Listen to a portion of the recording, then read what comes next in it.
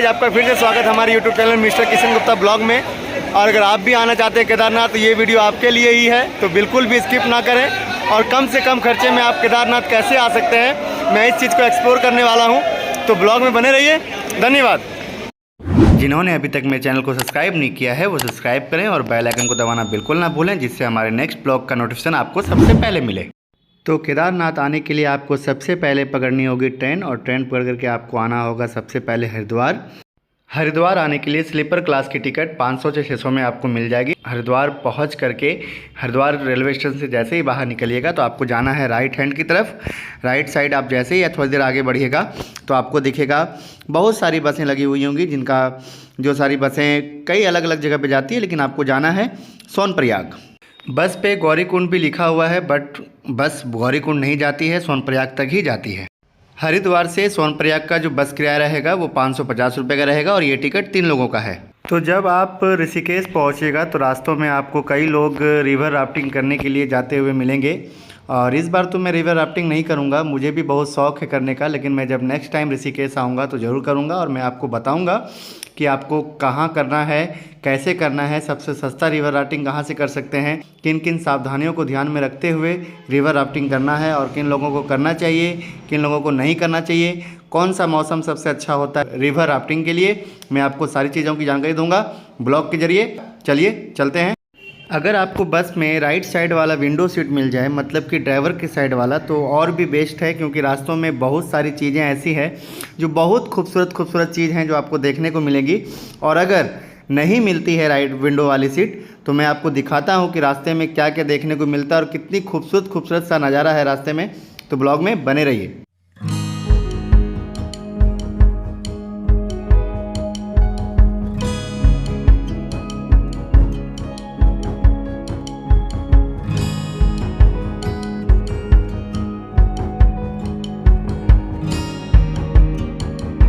तो बज गए हैं सुबह के 9 और हम लोग की बस एक जगह रुकी हुई है नाश्ता वास्ता करने के लिए। तो हम लोग अभी उतरेंगे, क्योंकि हमारी बस हरिद्वार से सुबह 6 बजे चलनी स्टार्ट हुई थी, और हम लोग अभी नाश्ता वास्ता यहाँ करने के बाद आगे की ओर बढ़ेंगे।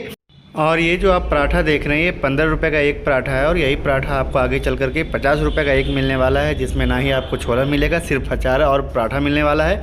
तो इसलिए आराम से नाश्ता करें।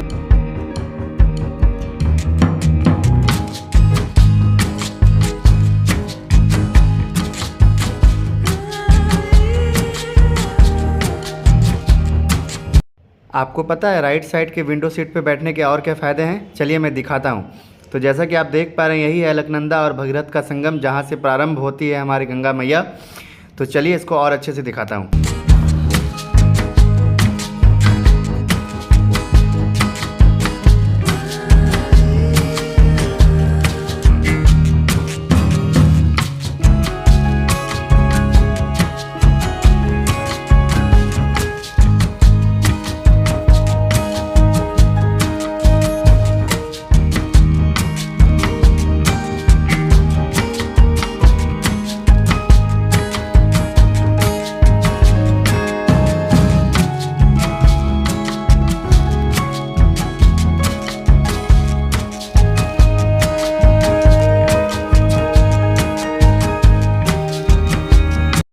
तो मैं पहुंच गया सोनप्रयाग, और अब मैं आगे की ओर बढ़ता हूं और देखता हूं कि टैक्सी कहां से मिलती है। तो ब्लॉग में बने रहिए।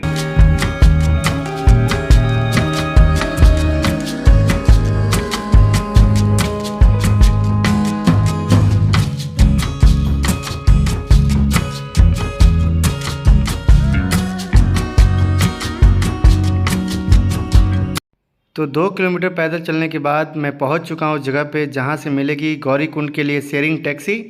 बस इस मंदाकिनी नदी पे बने हुए पुल को पार करना है, और उस पार में मिलेगी टैक्सी, जिसका किराया होने वाला है 50 रुपये। तो चलिए टैक्सी में बैठते हैं और चलते हैं आगे की ओर।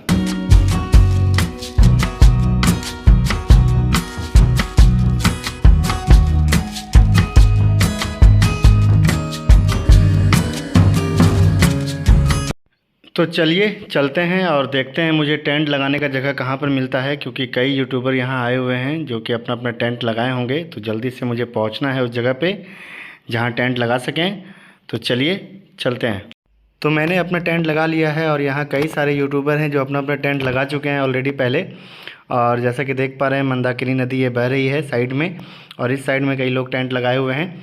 और टेंट जहाँ पर लगा हुआ है वो रहा यहाँ का लोकेशन, और बहुत ही खूबसूरत सा लोकेशन है यहाँ का साइड में, क्योंकि मंदाकिनी नदी बह रही है और कई लोग हैं जैसा कि यूट्यूबर आप देख पा रहे हैं ब्लॉग शूट कर रहे हैं अपना अपना। तो ये रहा गौरी कुंड जिसमें कई लोग स्नान कर रहे हैं, क्योंकि इसका पानी बहुत ही ज़्यादा गर्म है और इस ठंड मौसम में गर्म पानी का जो एहसास होता है वो अलग लेवल का होता है। तो टेंट लगाने के बाद मुझे लग गया था भूख, क्योंकि बज गया था 4। तो मैं जब निकला खाने के लिए तो मैं देखा वहाँ एक भंडारा लगा हुआ है जहाँ कई लोग खाना खा रहे हैं। और यहाँ कई ज़्यादा भीड़ था, क्योंकि यहाँ एक मंदिर है जहाँ ऊखी मठ से महादेव के पालकी को ला करके रखा जाता है। और यहाँ कई लोग डांस कर रहे थे तो मैं भी चला, थोड़ा सा डांस कर लेता हूँ, फिर मिलता हूँ आपसे।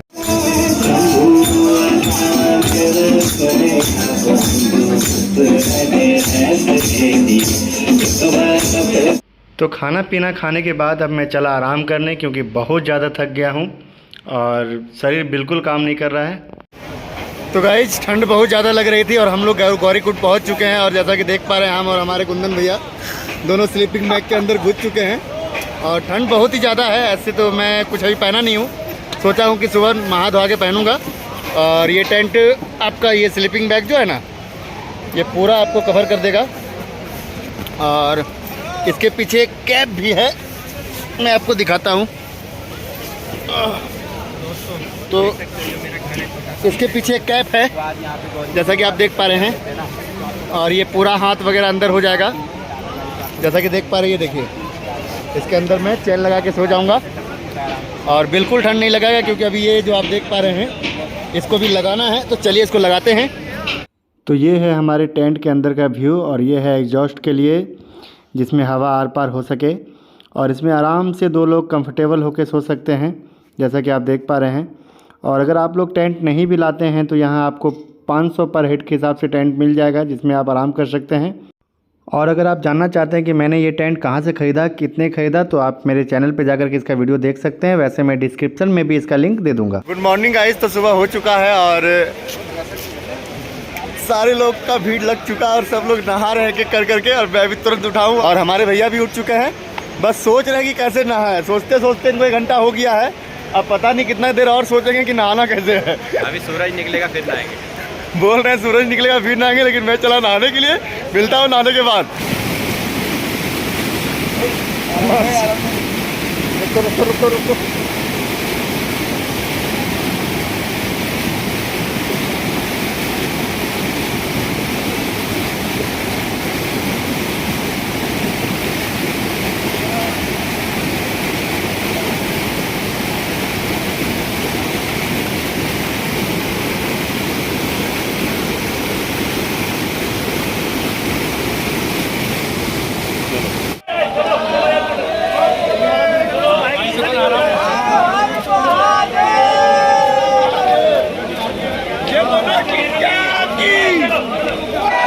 तो मैं फाइनली नहा चुका हूँ और आज दिन है सोमवार, और मैं सोमवार को पूजा करता हूँ जैसा कि आपको पता है। तो मैं चलूँगा अभी पूजा करने के लिए, फिर निकलूँगा केदारनाथ ट्रैक पे। और जैसा कि आप देख पा रहे हैं बहुत लोग महादेव का नारा लगाते हुए स्नान कर रहे हैं, और कई सारे यूट्यूबर भैया हमारे पास जैसा कि आप देख पा रहे हैं, वो भैया भी अपना ब्लॉग शूट कर रहे हैं। और चलेंगे अभी, और ठंड बहुत ज़्यादा है। गौरी कुंड तक तो कुछ पता नहीं चला क्योंकि मैं सिर्फ एक शर्ट पहना हुआ था, लेकिन आज सुबह जब उठा हूँ तो हालत ख़राब है ठंड से। अभी मैं अंदर थर्मल पहना हूँ, ऊपर से स्वेट शर्ट पहना हूँ, जूता पहना हूँ, और अलग से जैकेट भी रखा हूँ कि ऊपर अगर जाऊँगा तो -6 डिग्री का टेम्परेचर अभी केदारनाथ का। तो देखते हैं कैसा ठंड रहता है। और आप लोग जब भी आएँ तो कपड़ा लेने में कंप्रोमाइज़ ना करें, और कपड़ा जोरों जोरों से लें और ऊनी कपड़ा लें, और कोशिश करें 1-2 सेट एक्स्ट्रा लेके चलने का, क्योंकि यहाँ कुछ भी हो सकता है। बारिश पड़ेगा, हो सकता है किसी कारण से भीग जाए। तो महादेव की डोली निकल चुकी है, तो चलिए हम लोग डोली के पीछे पीछे चलते हैं। हर हर महादेव। तो हम लोग अभी बाबा की डोली के साथ आगे बढ़ रहे हैं। जैसा कि देख रहे हैं हमारे महादेव की डोली जा रही है, और बहुत आनंद आ रहा है महादेव के साथ जाने में। और शायद महादेव साथ है तो थकावट भी महसूस नहीं होगी। तो चलिए ब्लॉग में बने रहिए। धन्यवाद। बम बम भोले भोले भोले भोले भोले भोले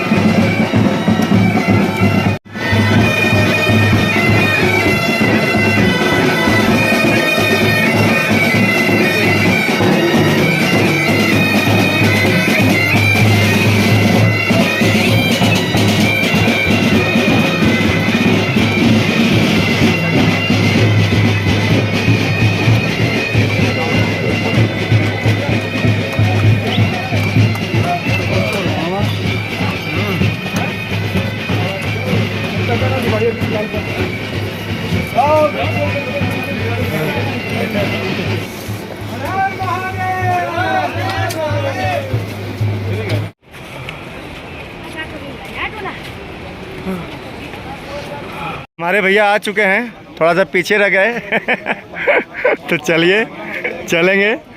और वो पीछे आ रही है हमारी सरस्वती दीदी, जैसा कि आप देख पा रहे हैं, एकदम आराम से धीरे धीरे लाल टोपी लगा करके जय महादेव। तो अगर आप बात करूं मैं चढ़ाई की, तो बहुत ही सीधी चढ़ाई है। कई लोगों की हालत ख़राब है और जिनसे नहीं हो पा रहा है वो घोड़े से ऊपर आ रहे हैं। और कोशिश करें कि अपने पास लगेज कम से कम रखें और सारा लगेज नीचे गौरीकुंड में आपको लॉकर मिल जाएगा, लॉकर में सारा लगेज रख दें, जो कि जिसका काम आपको ऊपर नहीं पड़ने वाला है। बस बैग में एक सेट कपड़ा रखें और अपनी ज़रूरत के सामान रखें, उसके अलावा कुछ ना रखें, कुछ चढ़ने में बहुत दिक्कत होने वाला है। तो चलिए चलते हैं और महादेव का नाम लेते हुए आगे बढ़ते हैं। तो पालकी बहुत आगे निकल चुकी है और मैं पालकी के साथ नहीं जा सका, क्योंकि पालकी बहुत स्पीड से ऊपर की ओर बढ़ रही थी और मैं उतनी स्पीड से नहीं चल पाया, क्योंकि उन लोगों को आदत होता है पहाड़ पे चढ़ने का और मैं पहली बार ऐसे चढ़ाई चढ़ रहा हूँ, इसलिए मैं पीछे रह गया और कई लोग पीछे रह गए हैं। जैसे कि आप देख पा रहे हैं, एकदम नीचे से होते हुए कई पर्वतों को पार करते हुए लोग पहुँच रहे हैं और अभी हम लोग को और ऊपर जाना है। तो चलिए चलते हैं। तो चलिए मैं आपको बताता हूँ कि क्या क्या लेके आना है आपको केदारनाथ ट्रैक पे। सबसे पहले तो आप अपने पास कपूर रख लीजिएगा, क्योंकि ऊपर चढ़ने के बाद ऑक्सीजन की बहुत कमी होने वाली है, जिसके बाद आपको कपूर सूंघ सूंघ के ऑक्सीजन की कमी को दूर करना होगा।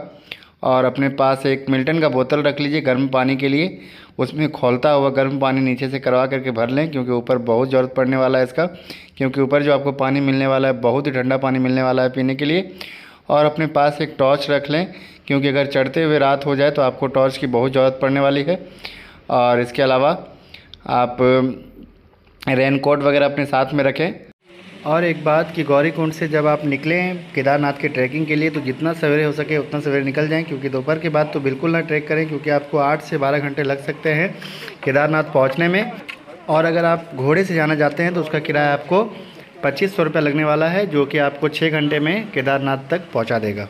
जैसा कि आप देख पा रहे हैं, मुझे चढ़ते चढ़ते रात हो चुकी है, क्योंकि हमारे पास लगेज बहुत ज़्यादा है, जो कि 28 kg का है। मैं लॉकर में रखना भूल गया, दिमाग में आया नहीं, इसलिए मैं आप लोगों को बता दिया कि ज़्यादा से ज़्यादा लगेज लेके ना चढ़ें। और हमारे पास थोड़ा कैंपिंग का सारा सामान है, इसीलिए लगेज हमारा भारी है, इसलिए हमको बहुत समय लग रहा है। और मुझे लगता है कि मुझे कम से कम 14 घंटे लगेंगे ऊपर तक पहुंचने में। चलिए रास्तों का आनंद लेते हैं। और जैसा कि आप देख पा रहे हैं, रास्तों में लाइट लगी हुई होती हैं, लेकिन कभी कभी ये लाइट चली जाती है, तो आपके पास टॉर्च होना बहुत ज़रूरी है। तो चलिए चलते हैं और रास्तों का आनंद लेते हैं। देवों के देव ओ महादेव, तेरा नाम सदा लिया जाएगा, तुझसे ही सब आरंभ हुआ, तुझ पे ही अंत हो जाएगा। तो मैं फाइनली पहुंच चुका हूं अपने महादेव के दरबार में, और यहां पहुंचते ही मेरे शरीर की सारी थकावट दूर हो चुकी है। पता नहीं ऐसा क्या होता है महादेव के दरबार में, जहां पहुंचते ही सभी की सारी थकावट दूर हो जाती है। तो चलिए महादेव का नाम लेते हुए आगे बढ़ते हैं, ब्लॉग में बने रहिए। मन में है कामना कुछ मैं और जानूँ ना, जिंदगी भर करूँ तेरी आराधना, सुख की पहचान दे, तू मुझे ज्ञान दे, प्रेम सबसे करूं ऐसा वरदान दे। तो बाबा के मंदिर को फूलों से सजा दिया गया है और बहुत ही प्यारा सा ये नज़ारा देखने को लग रहा है। तो चलिए अब चलते हैं, अपना टेंट लगाते हैं और देखते हैं कहाँ जगह मिलता है टेंट लगाने के लिए, और विश्राम करते हैं क्योंकि बहुत ज़्यादा थक गए हैं ट्रैकिंग करने के बाद। तो चलिए महादेव को प्रणाम करने के बाद चलते हैं आराम करने के लिए और मिलते हैं आपसे सुबह। तब तक के लिए गुड नाइट। और अगर आप टेंट नहीं लेके आए हैं तो कोई बात नहीं, यहाँ भी आपको 500 रुपये पर हेड हिसाब से टेंट मिल जाएगा, तो कोई दिक्कत नहीं है, आप यहाँ आराम से रुक सकते हैं। तो चलिए चलते हैं आराम करने। मॉर्निंग गाइस, सुबह के 4 बज चुके हैं और मैं आपको दिखाता हूँ कि रात को मैंने टेंट कहाँ लगाया था। देखिए, तो यही वो जगह है जहाँ मैंने अपना टेंट रात को लगाया था, जो कि भीमशिला के बिल्कुल पीछे है। और यहाँ सोने के बाद ऐसा लग रहा था कि मैं अपने महादेव के गोद में सोया हूँ, और ऐसा सौभाग्य बहुत मुश्किल से मिलता है। और मुझे बहुत खुशी हुई कि मुझे ये जगह मिला सोने के लिए। और यहाँ कई लोग टेंट लगाए हुए हैं और सब बहुत खुशकिस्मत वाले हैं कि महादेव के परिसर में उनको सोने का मौका मिला। और यहाँ सोने का एक शर्त था कि सुबह 4 बजे सबको उठ जाना है, क्योंकि मंदिर का गेट 6:30 बजे खुलने वाला है। तो सबसे पहले मंदिर के राइट साइड वाला गेट खुलेगा और मैं आपको दिखाने की कोशिश करूँगा कि गेट को कैसे खोला जाता है। और चलिए ब्लॉग में बने रहिए, देखते हैं गेट कब खुलता है।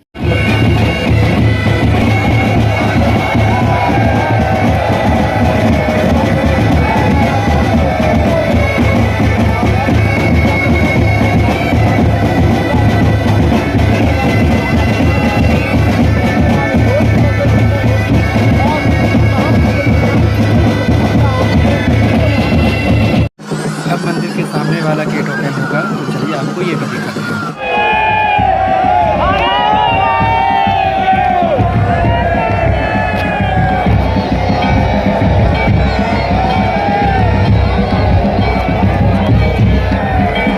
हर हर महादेव।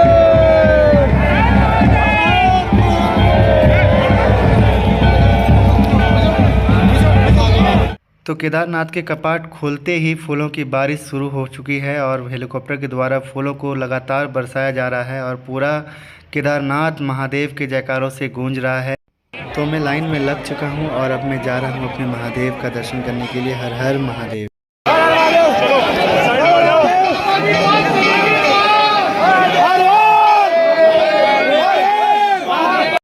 तो चलिए मैं आप लोगों को महादेव का दर्शन कराता हूं, जिसका सौभाग्य बहुत मुश्किल से मिलता है हर किसी को। और ये आपका सौभाग्य है कि आप मेरा वीडियो यहाँ तक देख रहे हैं और महादेव का दर्शन कर रहे हैं। तो चलिए चलते हैं महादेव का दर्शन करते हैं। हर हर महादेव।